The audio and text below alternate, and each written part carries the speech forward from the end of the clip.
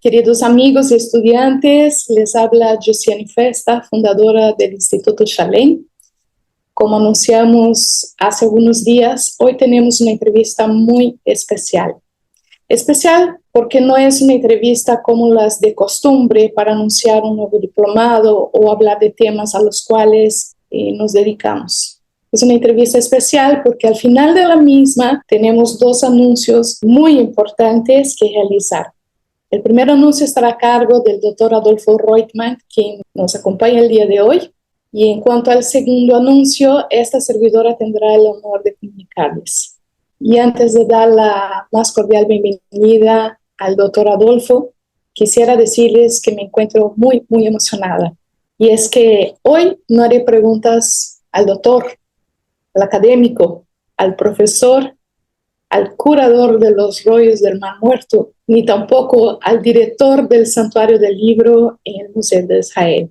Hoy entrevistaré al hombre, al humano, y sobre todo a mi querido amigo Adolfo Daniel Reutemann, quien, como ustedes deben saber, nació en la República Argentina, en el barrio porteño de Paternal, un 13 de junio, el hijo primogénito de Manuel y Susana, una familia que para aquellos años en Argentina se consideraba de clase media y por lo tanto permitía a los hijos estudiar y prepararse para el futuro, el cual seguramente era el gran deseo de todos los padres de la época.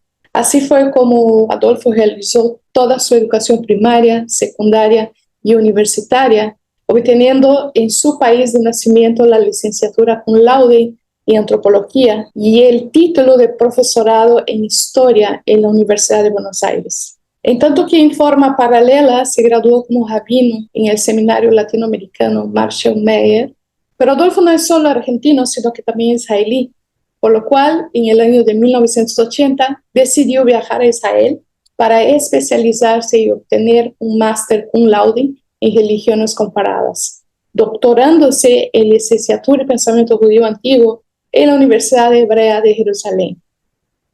Creo, estimados amigos, que no exagero si digo que a partir de ahí su vida cambiaría para siempre, ya que en el año de 1994 fue elegido curador de los rollos del Mar Muerto y director del Santuario del Libro en el Museo de Israel en Jerusalén. Desde esta posición, Adolfo se convirtió en una eminencia, en la mayor autoridad a nivel mundial cuando se habla de esta verdadera bendición que ha recibido la humanidad en el siglo pasado. En fin, aquí lo tenemos nuevamente en entrevista para el Instituto Chalén, al que, por cierto, acompaña desde su nacimiento en su condición de docente por los proyectos creados en conjunto, pero sobre todo como un gran amigo por los tiempos compartidos. Bienvenido, querido Adolfo, ¿cómo estás? Hola, Yusi, bien, como siempre, contento de estar en contacto contigo. ¿Te parece bien si iniciamos con las preguntas que tenemos preparadas? ¿Sí? ¿Sí?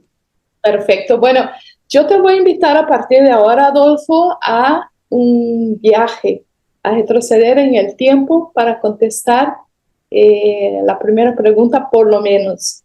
Así que empezamos preguntándote, cuando eras niño, ¿alguna vez pensaste cómo sería tu vida adulta?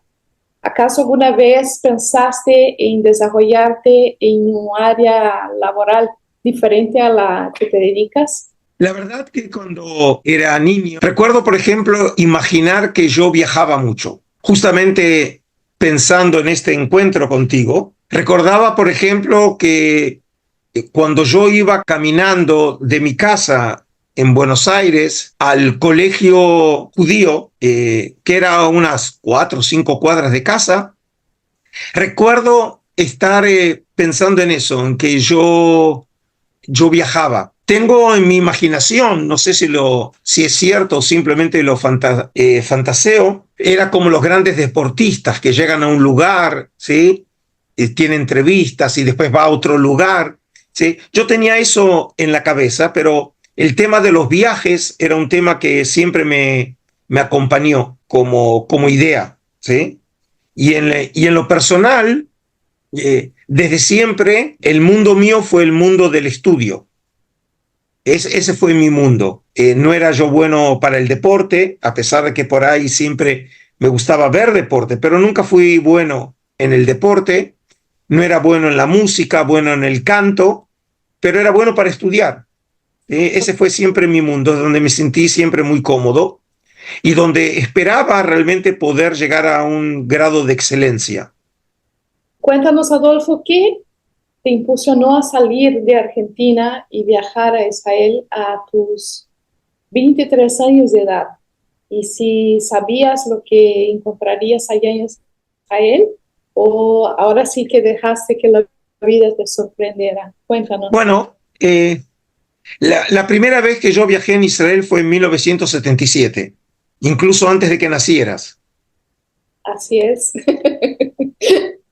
Eh, y para esa época yo ya era alumno universitario, estaba en la carrera de antropología y el tema que realmente me enamoró, tema de historia de las religiones o religiones comparadas. Y cuando llegué a Israel, era un viaje de perfeccionamiento para docentes que se llevó a cabo en la Universidad de Tel Aviv y luego nos llevaron también de visita a la Universidad Hebrea de Jerusalén.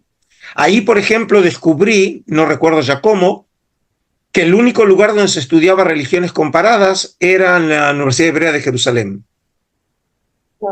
Y entonces eso realmente me motivó para pensar en la opción de venir a Israel y continuar mis estudios académicos después de finalizar mi carrera de antropología. Y eso, por supuesto, se sumaba al interés mío como judío, tener la experiencia de Israel. Y obviamente el mejor momento es una vez que uno termina una carrera universitaria, que no tiene obligaciones familiares, donde simplemente tiene que decidir hacer una maleta, subirse a un avión y viajar.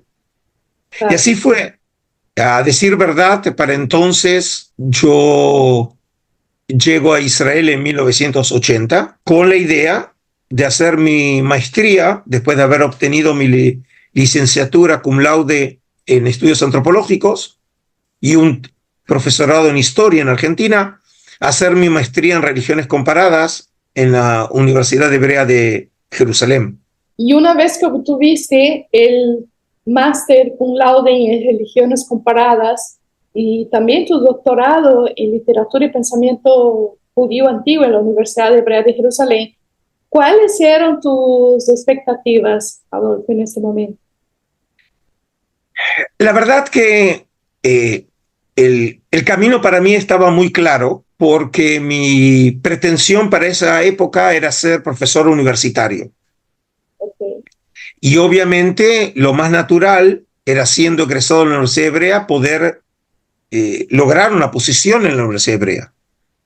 Ahora, en esos años, y desde entonces no ha sido para nada tampoco fácil, se hacía bastante difícil conseguir un nombramiento en la universidad. Y por lo tanto, lo que me quedaba a mí como opción era, yo ya estaba enseñando en la Universidad Hebrea, había empezado a enseñar como asistente en el departamento de religiones comparadas y después enseñé en pensamiento judío. Lo que se me propuso en ese momento era que yo, a su vez y paralelamente, enseñara en otras universidades, con la posibilidad de que en alguna de ellas yo pueda encontrar lugar. Ahora, ya para entonces, yo ya estaba casado en primeras nupcias. Para esa época, estamos hablando de 1992, 93, yo ya tenía... Ya había nacido yo ya había nacido. Bueno, sí, sí, ya entonces ya habías nacido. Yo Ya. ya tenía 2 hijos y la verdad que, como siempre, la vida de un estudiante no es fácil. Yo tengo que decir en este sentido, tuve suerte porque me apoyaron en los estudios, por mis resultados de excelencia obtuve becas universitarias y premios, pero de todas maneras vivíamos con lo justo. Y la verdad que no era para nada atractivo la posibilidad de ahora, después de años realmente de correr, como decimos, el peso, seguir haciéndolo cuando, por ejemplo, se esperaba de mí que yo escribiera artículos, que participar en congresos, ¿sí? Cuando yo tenía que traer dinero a casa, porque ya cuántos años se podía seguir viviendo, ¿no? Tan apretados en el presupuesto. Y entonces, paralelamente a mi trabajo en la Universidad Hebrea, yo empecé a trabajar en la Organización Sionista Mundial. Yo enseñaba en uno de los marcos educativos que tenía en esa época, que era con futuros docentes de las escuelas judías de América Latina, fundamentalmente de Argentina. Y yo entré en esos años, 93, 94, yo entré como asesor del Departamento de Educación Judía para la Diáspora en el Departamento de América Latina. Y eso, por ejemplo, me acercaba a un tema que siempre fue muy importante para mí, que es la educación. Y además de eso me daba la posibilidad también de viajar. Para entonces todavía mi finada mamá vivía en Argentina, mis ex suegros vivían en Argentina, y era una posibilidad también de traer a la familia, a mis hijos, ¿no? Para que estuviera en contacto con su familia. Pero la verdad que era un trabajo más de tecnócrata, no tanto como docente. Tenía que ver con la docencia, pero tenía que ver con la parte administrativa, no necesariamente docencia pura. Y mi sueño para esa época era poder llegar a la universidad, pero lo veía como algo difícil en esas circunstancias. Es muy increíble, la verdad, escucharte decir que llegar a ser profesor en la Universidad Hebrea de Jerusalén era algo difícil. Por la calidad que tiene hoy día de director, ¿no? Que por cierto, quiero preguntarte, ¿cómo llegaste al puesto de curador de los rollos del Mar Muerto y director del Santuario del Libro en el Museo de Israel, Adolfo? Cuéntanos. Siempre en la vida vale el famoso dicho, ¿no? El hombre propone y Dios dispone. Y yo creo que en este caso se cumple verdaderamente ese dicho, porque, como te dije, esa era mi realidad de vida, cuando la verdad no era fácil, a pesar de que yo tenía el apoyo de mi director de tesis doctoral, había hablado con el jefe de departamento, y todos me decían que ellos apoyaban mi candidatura, pero obviamente sí, hay otros candidatos, ¿no? Y a veces depende también las circunstancias de los cargos que se abren y las nominaciones que se abren. Y yo enseñaba, como dije, Jussi, en un instituto para docentes. Y un día, como cualquier otro día, era algo así como 8:30, me avisan de la secretaría en ese instituto que tengo un teléfono, que alguien, ¿no? Dije, qué raro, es muy temprano para que mi mujer me llame, porque yo la había visto hace un rato, y cuando atiendo el teléfono, me habla, para mi sorpresa, uno de los jueces de mi tesis doctoral. Era un llamado absolutamente inesperado de alguien, digamos, que no podía entender por qué me llamaba. Y la conversación más o menos sigue este curso. Me dice, mira, Adolfo, están buscando un nuevo curador del Santuario del Libro, porque el actual para entonces se estaba jubilando, y pensé, ¿por qué no presentas tu candidatura? Y la verdad que me tomó por sorpresa, porque le dije, no tengo obviamente ningún conocimiento museológico, no me especialicé en los rollos del Mar Muerto, mi tesis doctoral fue sobre una obra del judaísmo intertestamentario, pero que no se halló entre los rollos de Qumran, y por lo tanto, digamos, yo no me veo realmente como una persona que pueda proponer su candidatura, al no tener experiencia museológica, al no ser un experto en ese tema, ¿no? Que es en el tema de los, específicamente de los rollos. Y entonces él me dijo, de todas maneras, te sugiero que presentes tu candidatura. Y la verdad que ante tal propuesta, que por supuesto era muy tentadora, pero no me veía para nada como un candidato con posibilidades, cuando colgué, lo llamé al director de mi tesis doctoral, que un poco era mi padrino, ¿no? Yo no tenía familia en Israel, a excepción de mi mujer, y le dije que tengo algo muy importante que hablar con él. Y él me dijo un poco en sorna, me dice, ¿qué, decidiste finalmente casarte? Por supuesto que ya estaba casado. Claro. Porque le dije, quiero venir con mi mujer. Era una decisión, digamos, estratégica. Era cambiar totalmente la dirección que yo tenía planeada para mi vida. Era una opción que nunca antes yo había pensado. Y así fue. Vine esa noche con ella, le conté al profesor la conversación que había tenido con este profesor, una verdadera eminencia en historiografía helenística. Y mi profesor se quedó unos segundos pensando y me dice, ¿y Adolfo, y por qué no? Entonces le dije, porque la verdad no es algo que yo había pensado como opción de vida y no sé si me va a gustar o si va a resultar. Entonces me dijo, bueno, Adolfo, digamos que no te gusta y a los 2 años decidís dejar la posición. Vas a ser el ex director del santuario y de los rollos del Mar Muerto. ¿Qué tiene de malo ser el ex? Entonces dije, bueno, si es así, por lo menos lo voy a intentar. Si él cree, porque él me decía, mira, Adolfo, yo te apoyé, pero la verdad que no sé si voy a conseguir que te nombren en la universidad. Está muy difícil, es una época difícil. Y aquí tenés una posibilidad cierta de ocuparte de los temas, ¿no? Cercanos a vos. Y entonces yo pedí una entrevista con el que era entonces el chief curator, es decir, el director del Departamento de Arqueología del Museo de Israel, un muy famoso investigador en monedas judías, un experto en numismática judía de fama mundial, el ya fallecido profesor Yaakov Meshorer. Y cuando vine, le hice el mismo comentario.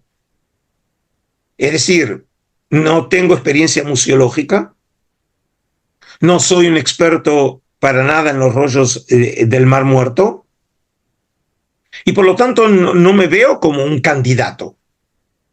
Ok, no se inmutó mucho de lo que dije, me oyó y me dice, yo estaba, a los 2 días estaba por viajar por mi trabajo de la organización sionista, estaba por viajar a Argentina.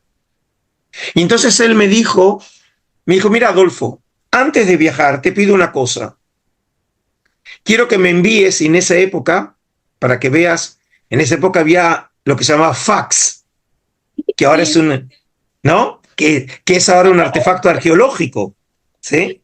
Pero había un fax, me dice, Adolfo, antes de viajar, mandame por fax, si vos obtuvieras el puesto, ¿qué harías? Y la verdad que me tomó por sorpresa porque yo no tenía nada planeado, yo no es que había hecho un estudio de mercado, había estudiado la posición, ¿sí? Fueron más intuiciones que resultados de un pensamiento coherente y racional. Escribí lo que escribí y se lo mandé. Eso fue para algo así como julio de 1994. Okay. Yo había recibido el doctorado un año antes, en el año 93, y allá por septiembre, algo así, recibo el llamado y me dicen, Adolfo, te aceptamos. Wow.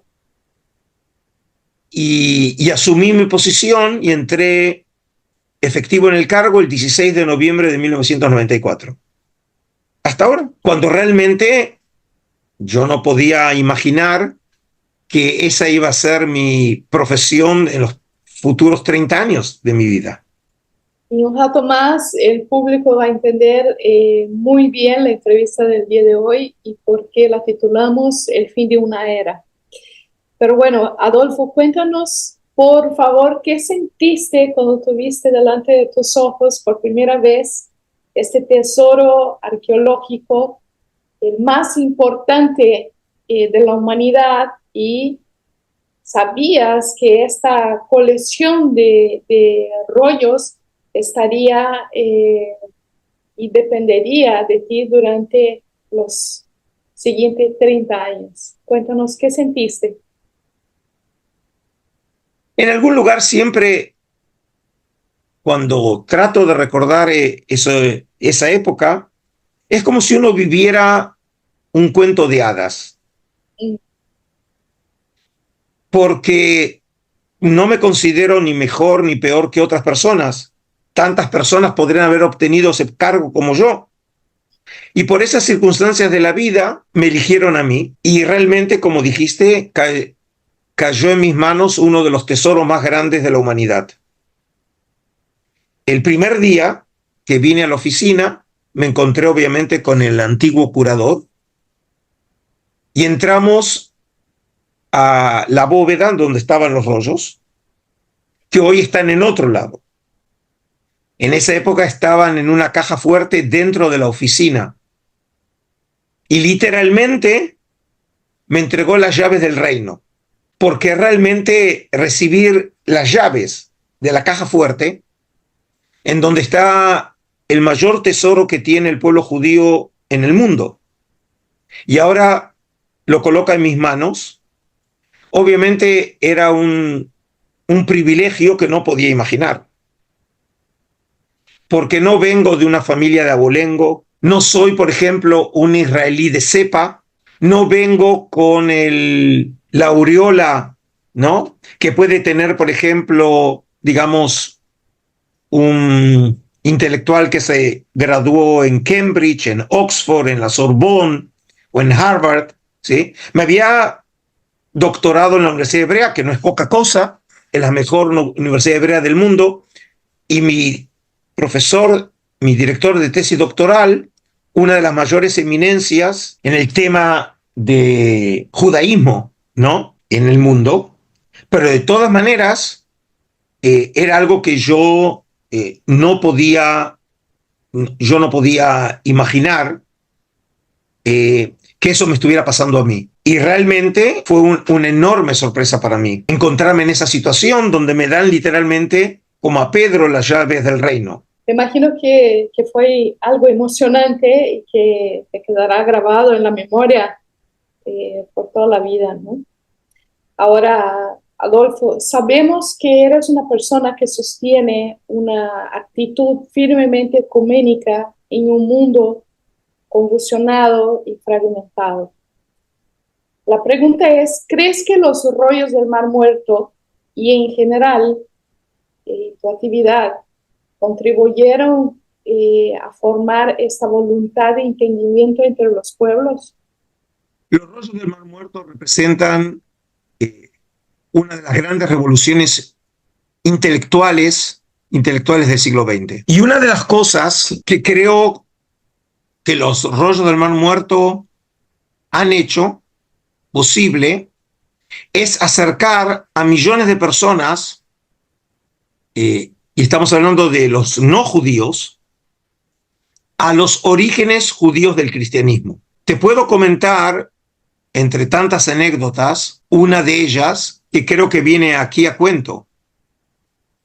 Yo estaba de gira, porque realmente mi trabajo me llevó todo el tiempo a estar viajando, y llegué a la ciudad de Panamá. Y el cónsul honorario de Israel me había organizado conferencias, y entonces pregunté muy ingenuamente en dónde voy a dar esas presentaciones. Y me dijo, mira, Adolfo, una vas a dar ante la comunidad judía. Ahí fundamentalmente son judíos de origen alepino, es decir, de Alepo, de Siria. Y por eso ellos querrán oír sobre el Códice de Alepo, que es uno de los grandes tesoros que tiene el pueblo judío, que también forma parte de mi colección del Santuario del Libro. Y le dije, ¿dónde va a ser la otra conferencia? Bueno, le dijo, la otra conferencia va a ser ante no judíos. Lo que no me dijo fue que esa conferencia ante no judíos fue en un mega church ante 7.500 personas. Recuerdo esto. Y esta experiencia realmente me presentó una realidad que yo no conocía, que era hasta dónde los rollos del Mar Muerto pueden motivar el interés de tantas miles de personas que obviamente no me conocían a mí, pero sabían que venía de Jerusalén y que soy responsable de los rollos. Y en ese sentido, esa conferencia formaba parte de los festejos de el Día de Israel que celebraban en Panamá. Es decir, que los rollos del Mar Muerto eran una expresión genuina de la espiritualidad de Israel. Y para esas personas era la manera de acercarse a Israel por medio de los rollos.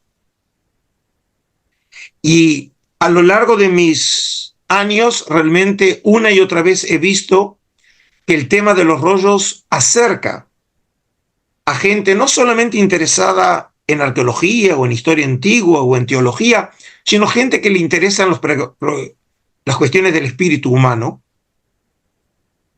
Y en ese sentido, los rollos realmente promueven el diálogo interconfesional. Y por eso, digamos, el trabajo mío como curador, como difusor de esos contenidos de los rollos del Mar Muerto, me han permitido realmente a promover este tipo de acercamiento cultural y religioso entre pueblos.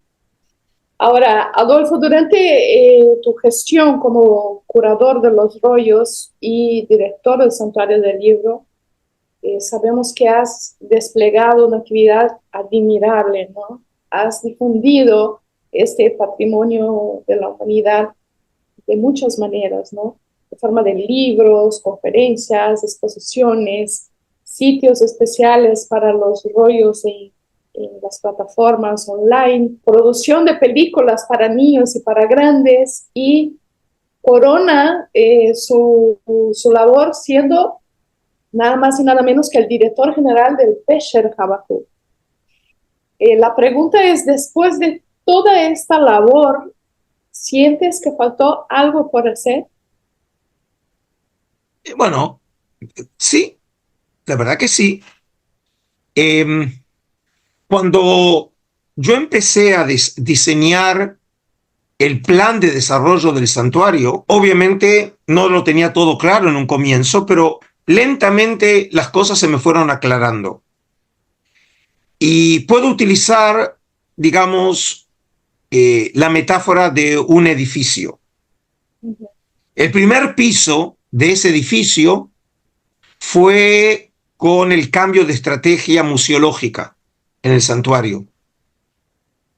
Sin entrar en muchos detalles, centré el tema en los rollos y no con otros temas arqueológicos que estaban en su momento desde el año 65 hasta mi llegada en el 94, que era justo también hallazgos arqueológicos del desierto de Judea, pero que no tenían que ver con la comunidad del Mar Muerto, con Qumran, sino con Bar Kokhba, el líder de la revuelta en la época de los romanos, pero en el siglo II. Entonces yo decidí orientarme aquí específicamente al tema de la comunidad del Mar Muerto, tratando de volver al programa original de los fundadores de la institución, que era el tema de la Biblia, porque en última instancia el santuario del libro no es el santuario de los rollos, y por libro, obviamente, el libro es la Biblia hebrea. Y en ese sentido, entonces, hice cambios significativos en toda la estrategia museológica. Comenzó primero con mi exhibición, primero que fue temporaria y terminó siendo permanente, un día en Qumran.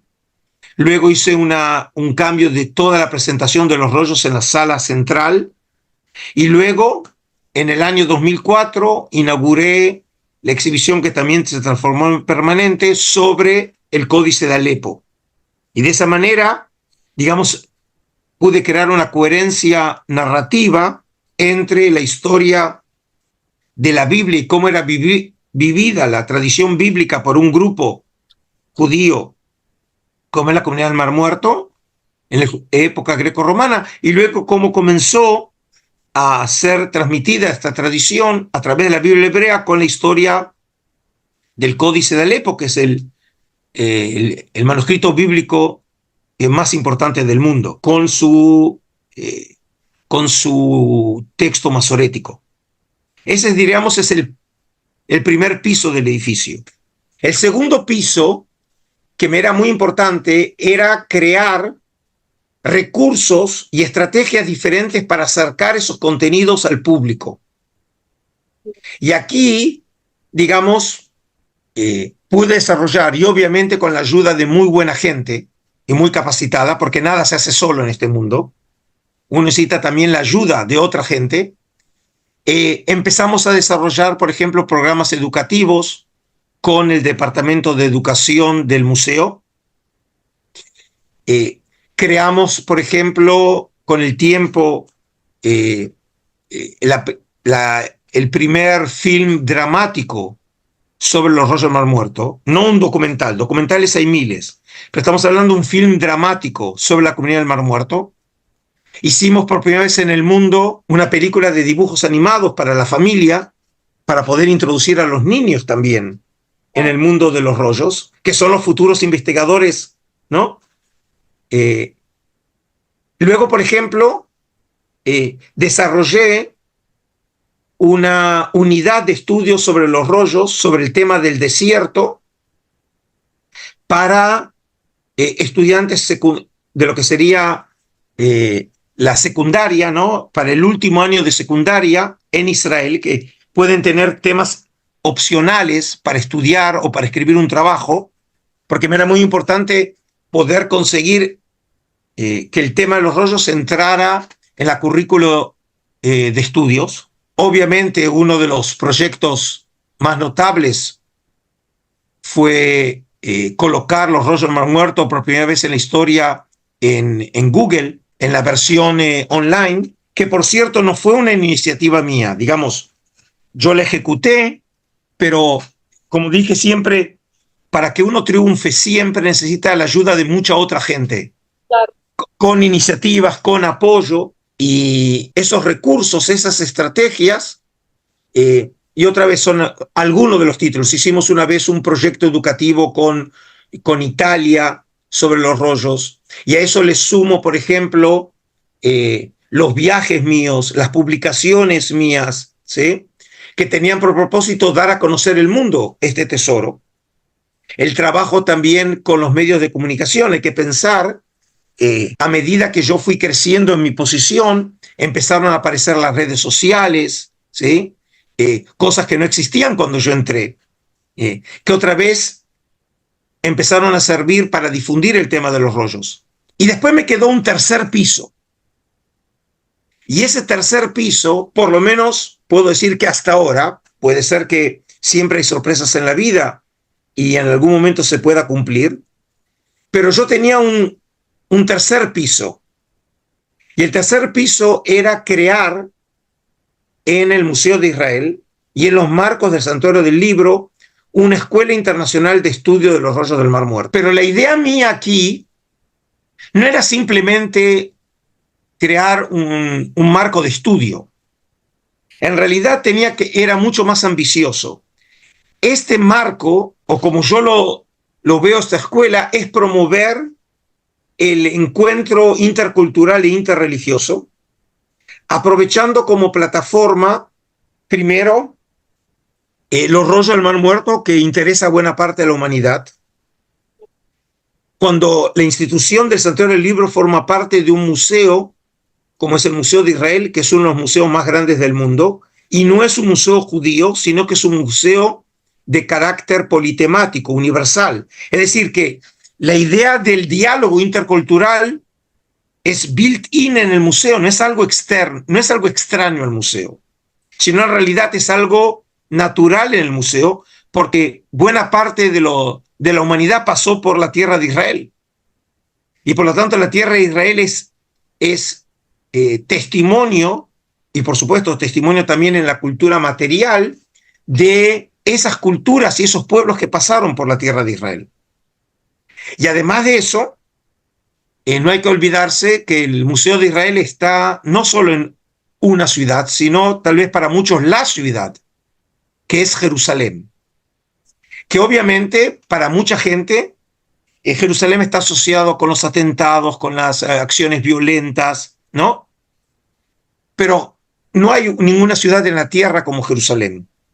Como algunos lo dicen, es la ciudad de Dios. Y en ese sentido, ¿qué mejor lugar para promover el diálogo en una ciudad que pretende ser una ciudad que promueve la paz, en una región, obviamente, de las más conflictivas del globo terráqueo, en una época muy difícil como la que estamos viviendo hoy en Israel, pero en vez de caer en la desesperación y en la desesperanza, precisamente creo que un proyecto como ese podría servir para insuflar en los corazones de las personas optimismo y poder encontrar ese diálogo que nos falta entre seres humanos, entre sociedades, entre culturas y entre pueblos. Y qué mejor que hacerlo a través de una tradición religiosa que es común a billones de personas en la tierra. Y eso, digamos, quedó por ahora en el tintero, pero como ya sabemos, y mi propia historia personal, siempre la vida tiene sorpresas. Tal vez me vea en algún momento con la posibilidad de poder llevar a cabo ese tercer piso desde otro lugar, no de la posición de hoy, pero desde otro lugar, sí.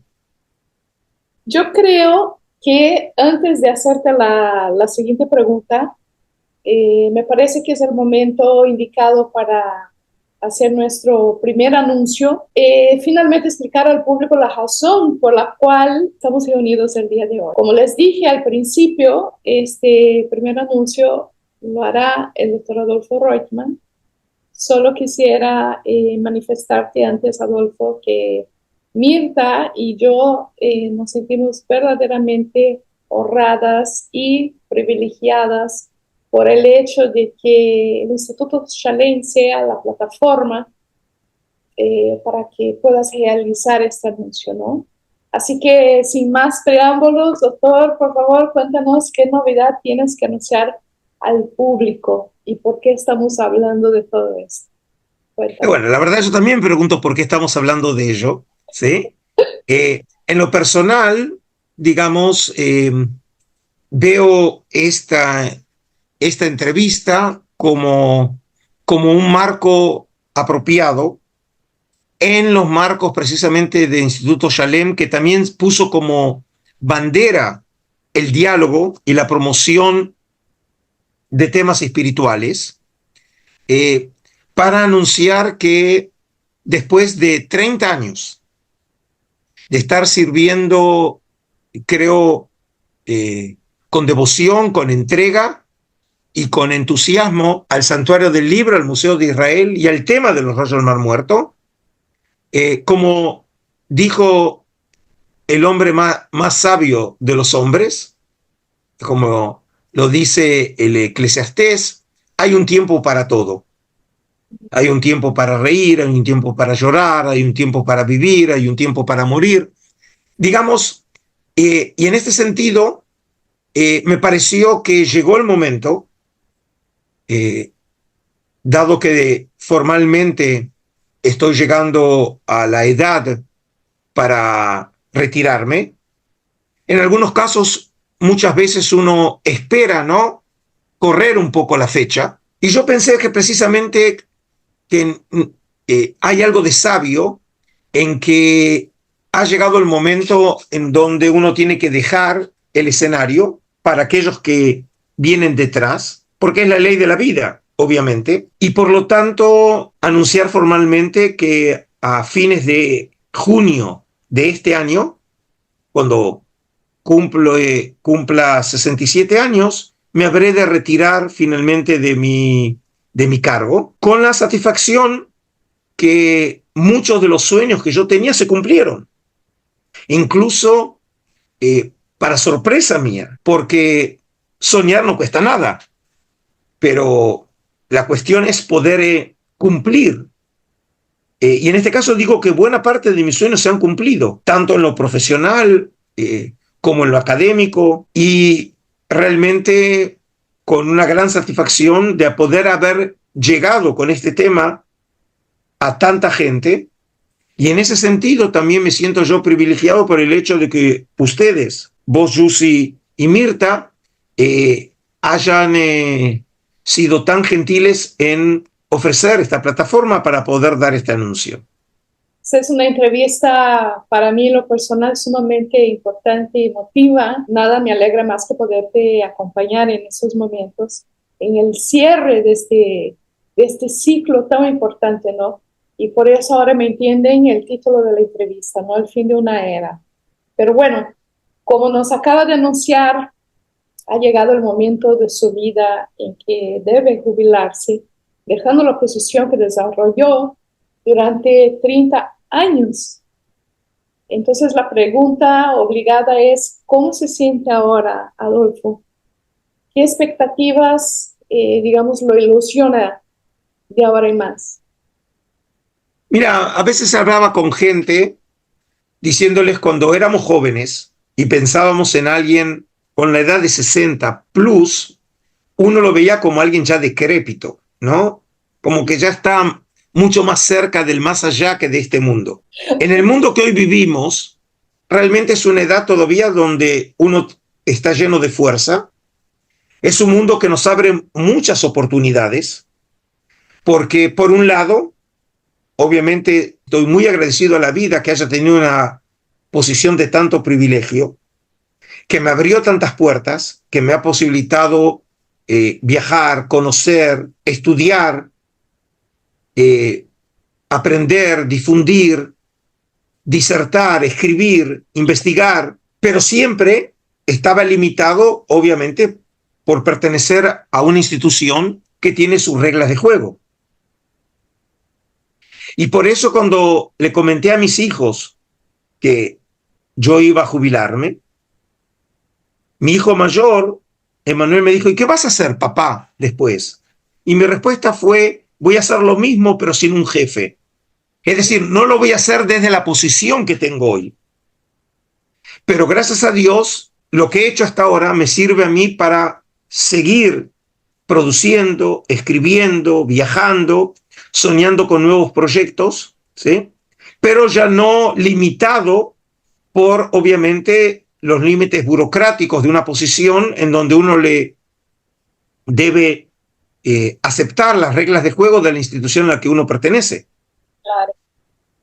Con mucha Así más que, libertad, digamos, vas a poder seguir. sí, la verdad es así. Es decir, voy a tener mucha más libertad para poder decidir cuándo quiero, con quién quiero, sin tener que pedir autorización alguna a alguien, más allá, digamos, de conversarlo con mi pareja y ser fiel a mi conciencia, ¿no? Y ser leal a lo que yo creo y quiero hacer, pero sin tener que pedir explicaciones o rendir explicaciones a alguien, como dije, más allá de mi conciencia.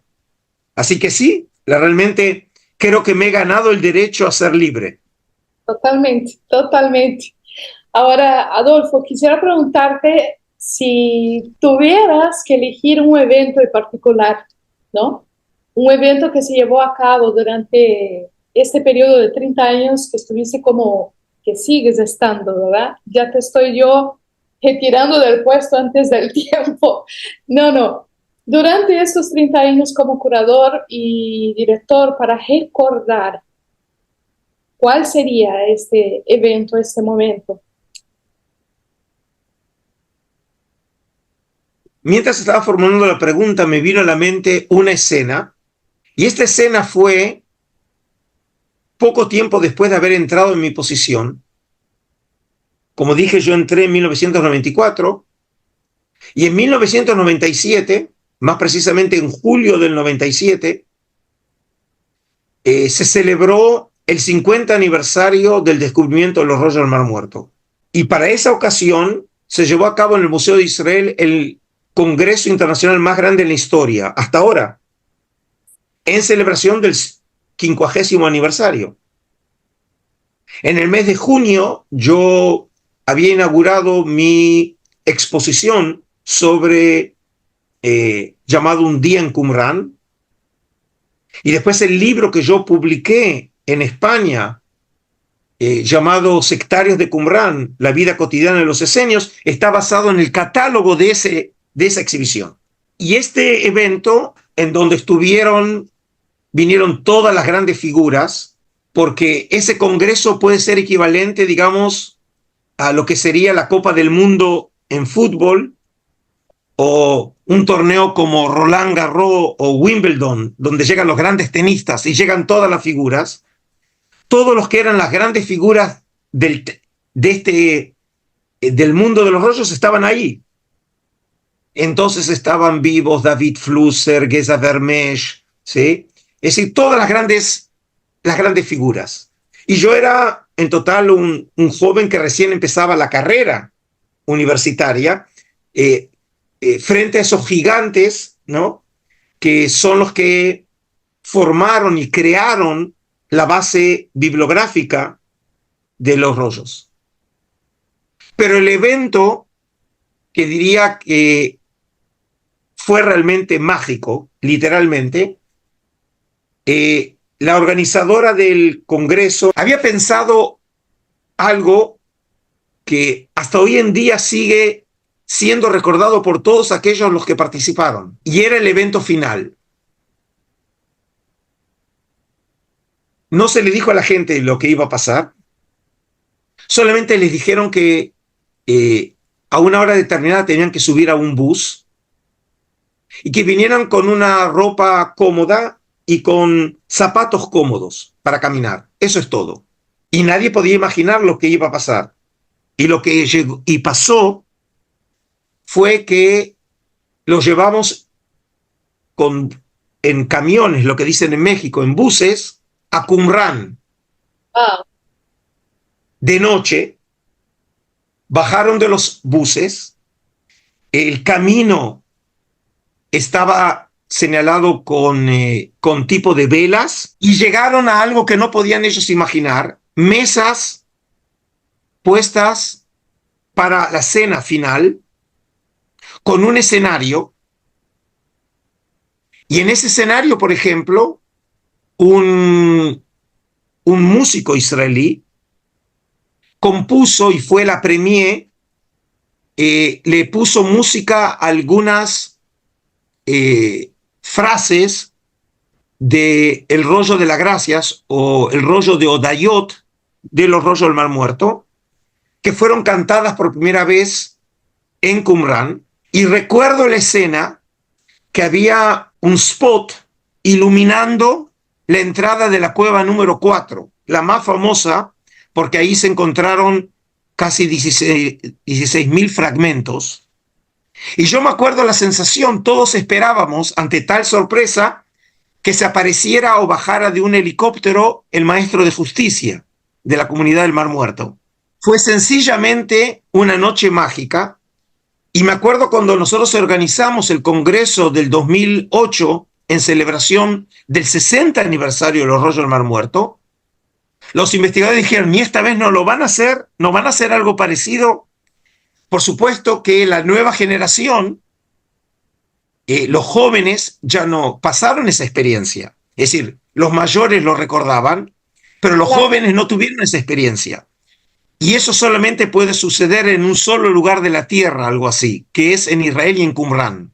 Fue, como dije, al comienzo de mi carrera, pero sin duda fue uno de los momentos estelares en donde la fantasía y la realidad se mezclan, se combinan. Sí, me imagino que fue un momento mágico y único, por supuesto, pero también estamos a punto de vivir próximamente una noche mágica en un lugar paradisíaco. Sin embargo, de esto hablamos en un momentito. Ahora te quiero preguntar, Adolfo, ¿qué te gustaría, en lo personal, que el público inmortalizara y jamás olvidara de este periodo de 30 años? Y finalmente, ¿cómo te gustaría ser recordado? Una pregunta difícil. Eh,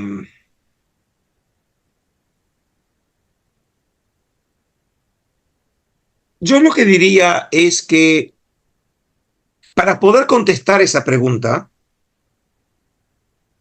en realidad tengo que pensar en cómo me veo yo en estos 30 años.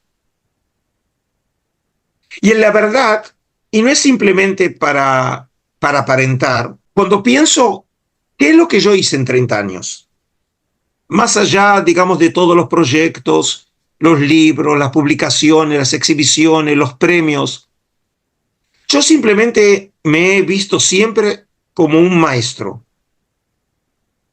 simplemente como un maestro. Y el término que nosotros usamos eh, para un maestro es ser el pedagogo.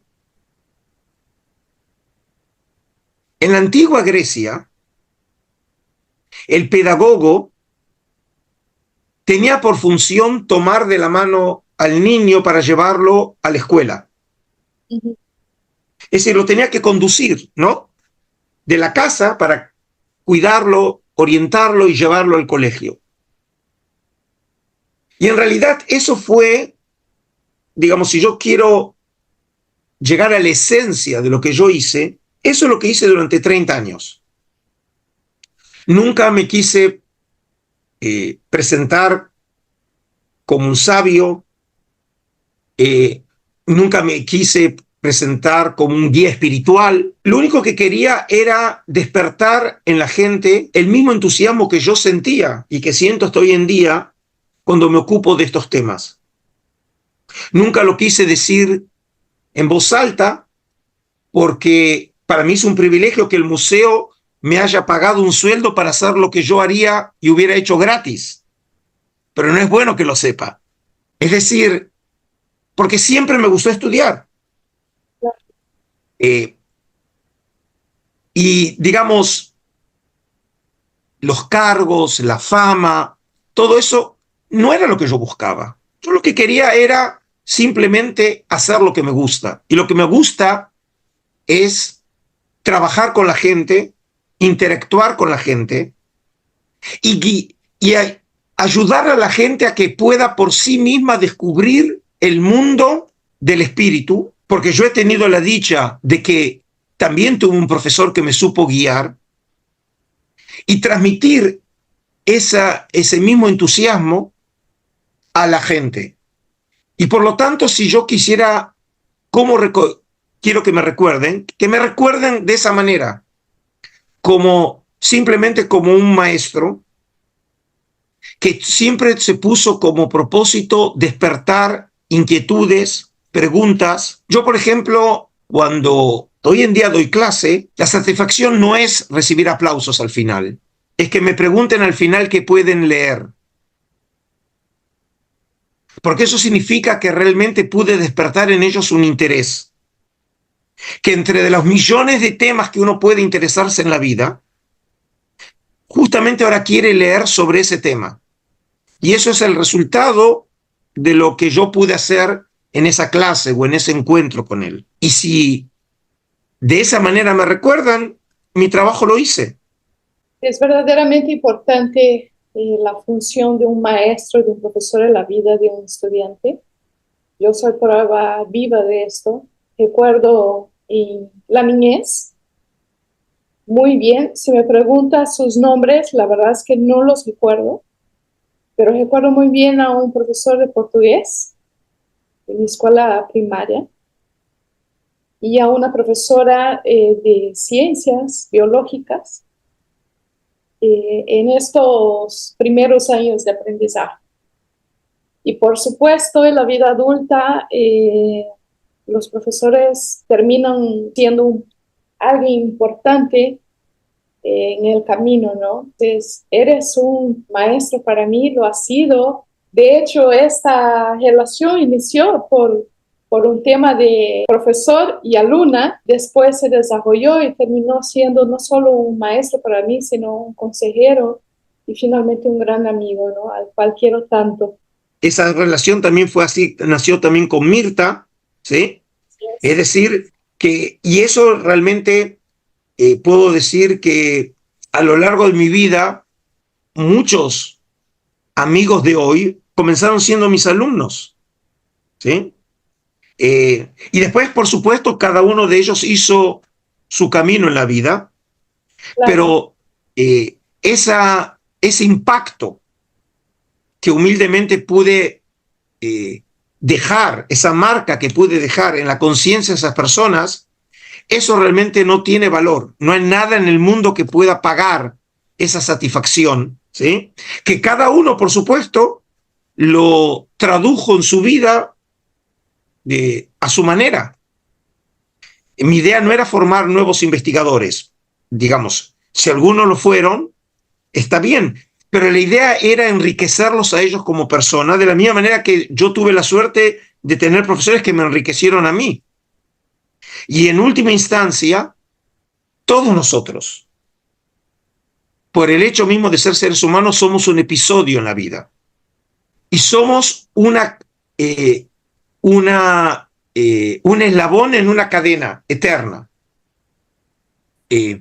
Porque en la formación de las personas, lo importante no es en qué instituto uno estudió, sino quién lo formó a uno, ¿sí?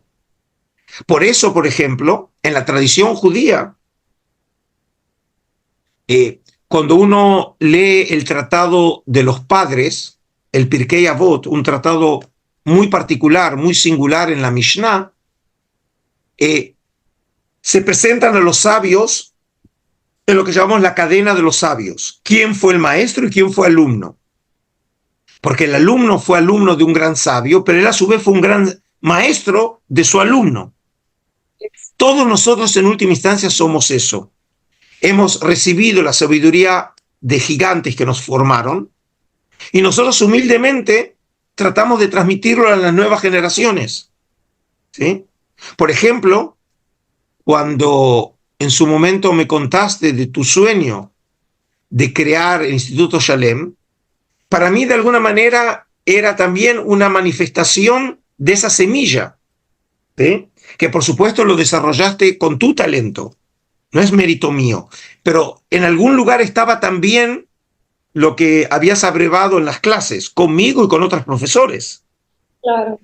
Y por eso lo que digo, cada persona traduce esa riqueza que recibió de su maestro, cada uno de su manera, uno en los libros, en la investigación, en el cine, ¿sí? Y vos creando una institución que tiene por propósito precisamente difundir el conocimiento. Quiero decirte que me siento muy honrada en ser la persona, en este caso, que te acompaña el día de hoy para dar la noticia de tu retiro al público en general, ¿no? Quizás sea el primer lugar que se esté hablando de esto y estoy segurísima que esto va a detonar en muchas otras entrevistas que darás a futuro a partir de ahora. Pero también quiero decir que estoy muy emocionada, ¿no? Y también ahora quiero decirles la razón de mi emoción, que es el segundo anuncio importante que tenemos que hacer. El primero ya lo hizo el doctor Adolfo. Y la razón es porque el Instituto Shalem está organizando un evento donde el doctor Adolfo que presente será el protagonista. Durante 3 días y 2 noches estaremos reunidos en un hotel, todo incluido, nada más y nada menos que en Tulum, aquí en México, para homenajear y acompañar a nuestro querido profesor aquí presente en este cierre de ciclo como curador y director del Santuario del Libro en el Museo de Israel. Por supuesto que desde ahora podrán acceder a toda la información acerca de este evento, de este fin de semana. Tenemos creada una página del evento y dejaremos aquí en la descripción del video. Sin embargo, puedo adelantarles un poquito que estos 3 días serán sencillamente inolvidables, donde entre tantas otras actividades que realizaremos, juntos, por ejemplo, asistiremos y posteriormente analizaremos una película. Tenemos también deseo de compartir los alimentos, pero sobre todo dos cenas muy especiales que van a ser preparadas para todos ustedes. Y asimismo disfrutaremos de una noche donde Adolfo nos promete contar las mejores historias jamás contadas. Y esto lo hará, queridos amigos, alrededor de una fogata en la playa. Imagínense ustedes lo que vamos a vivir en este fin de semana, ¿no? Así que esto, por supuesto, solo es algunas de las actividades que vamos a realizar. Queremos invitar a todos ustedes a que nos acompañen los días 16, 17 y 18 de agosto en un fin de semana en un lugar simplemente paradisíaco, donde además de encontrarse en persona y pasar tiempo con el doctor Adolfo, podrán disfrutar de 3 días de descanso, de esparcimiento y, bueno, sin duda días que nos llenarán de alegría, de mucha emoción y que podremos todos juntos darle un merecido reconocimiento a quien, por supuesto, ha brindado toda su vida, con gran parte de ella, para que pudiera llegar a todos los rincones del mundo. Así que, como pueden ver, este será un evento, un acontecimiento único y nos encantaría que todos ustedes nos acompañaran. Quedan, por supuesto, todos invitados. Y en cuanto a ti, mi querido amigo, quiero agradecerte por haberme brindado a mí, al Instituto Chalén, el privilegio y el honor no solo de ser la plataforma donde hoy anuncias tu retiro, sino que también de la organización de este evento, que estoy segura marcará un antes y un después en tu vida, y de todos aquellos que participen con nosotros. Los invitamos a todos a permanecer muy atentos a nuestras redes sociales, donde también en breve estaremos, por supuesto, difundiendo poco a poco los detalles de todo este gran evento. Cuando me propusiste la idea, la verdad que sentí algo de incomodidad en el buen sentido, porque no me sentía merecedor de un evento así. Como dije, no me siento nada en especial. Hice mi trabajo con total entrega y honestidad, y no por eso, digamos, tengo que ser reconocido o haber hecho algo especial. Es como premiar a alguien, por ejemplo, por ser honesto. Digamos, es algo obvio que uno tiene que ser honesto. No hay que premiar a alguien por decir la verdad o ser... Yo hice lo que siempre me gustó. Y en realidad, cuando estuve pensando, yo dije, la presentación es el homenaje a mí, pero en realidad en algún lugar es la oportunidad para mí de agradecer a las personas que quieran sumarse a ese evento, porque soy yo el que tiene que agradecerles. Y como dije, para aquellos que me conocen, no es para quedar bien. Siempre digo, y estoy plenamente convencido de eso, no hay dinero en el mundo que pueda comprar el tiempo. Y cuando la gente, como muchos de los alumnos, que puede ser que también quieran venir ese fin de semana, han tomado curso tras curso para oírme, lo que me han dado de su vida es tiempo. Y ese tiempo, que si uno lo empieza a sumar, empieza a ser significativo, es algo que no se puede recuperar. Y me lo dieron a mí porque creían que yo tenía algo importante para decirles. Y eso, por ejemplo, para mí siempre ha sido muy emocionante, que alguien me dé su tiempo para oír o para leer libros que yo haya escrito.